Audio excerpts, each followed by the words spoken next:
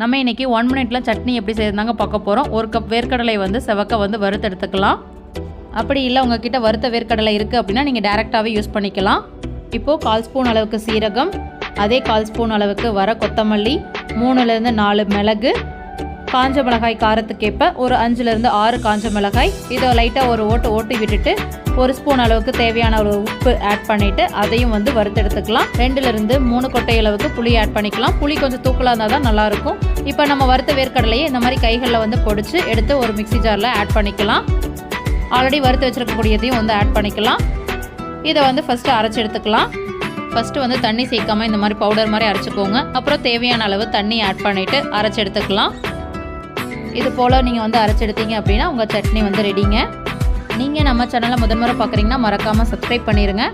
இந்த சட்னி பார்த்தீங்கன்னா இட்லி, தோசை, களி, கோதுமை தோசை எல்லாத்துக்குமே வச்சு சாப்பிட்லாங்க.